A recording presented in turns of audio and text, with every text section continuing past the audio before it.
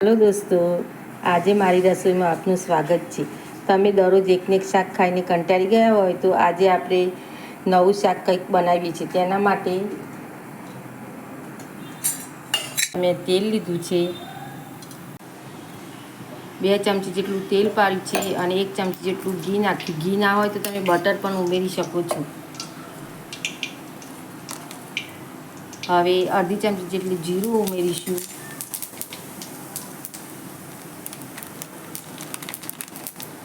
જીરું સારી રીતના કકળી જાય એટલે થોડી હિંગ ઉમેરીશું। હવે મેં મોટી 2 ડુંગળી ઝીણી સમારી હતી તે અંદર ઉમેરીશું। સારી રીતના મિક્સ કરી લઈશું। ડુંગળીનો થોડો કલર બદલાય તો જ તેને ફ્રાય કરવાની છે, બહુ ગ્રેવી બનાવવાની નથી। ડુંગળી આ રીતના થઈ જાય એટલે તેમાં લસણ, આદું અને 1 લીલું મરચાંની પેસ્ટ ઉમેરી તેને પણ મિક્સ કરી દેવાની। હવે ડુંગળી થોડી ચેન્જ થઈ ગઈ છે। હવે એમાં 1 ટામેટું મેં ઝીણું મિક્સ કર્યું છે, તમે હાથેથી પણ કરી શકો છો, પણ ઝીણું ઝીણું સમારવાનું। મીઠું ઉમેરીશું, એ સારી રીતના મિક્સ કરી લઈશું। હવે મેં 2 થી 3 ચમચી જેટલું દહીં લીધું છે, તેમાં આપણે મસાલા કરીશું। અડધી ચમચી જેટલી હળદર, 1 ચમચી જેટલું કાશ્મીરી મરચું, થોડું લાલ તીખું મરચું, થોડો ગરમ મસાલો, થોડું ધાણા જીરું, અંદર મીઠું ઉમેરીશું એટલે મીઠું થોડુંક જ ઉમેરવાનું અને તેને સારી રીતના મિક્સ કરી લઈશું। હવે પેસ્ટમાં અડધી ચમચી જેટલી ખાંડ ઉમેરીશું અને મેથી પણ થોડીક ઉમેરીશું, તેનાથી સારો ટેસ્ટ આવે છે। તમારે હોય તો ઉમેરવાની, નહીં તો સ્કીપ કરી દેવાની।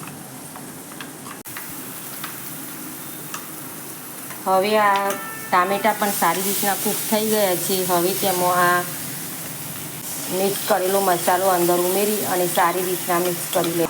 દહીં ઉમેર્યા પછી તેને સારી રીતના મિક્સ કરવાનું, જ્યાં સુધી તેની ઉપર તેલ ના આવે ત્યાં સુધી તેને હલાવતા રહેવાનું ધીમી આંચે।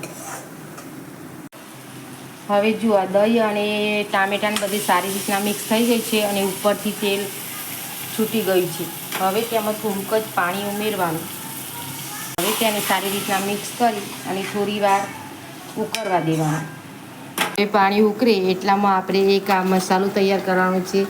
આ મેં મોરી પાપડી લીધી છે ગોઠિયા ટાઈપ, એ તમારે સારી રીત ઝીણી કરવાની। સારી રીતના કૂક થઈ ગઈ છે। હવે તેમાં આ ગોઠિયા ઉમેરીશું। 1 મિનિટ માટે સારી રીતના મિક્સ થવા દઈશું। હવે શાક સારી રીતના કૂક થઈ ગયું છે। હવે તમે આમાં પાવભાજીનો મસાલો કે પનીરનો મસાલો નાખી શકો છો।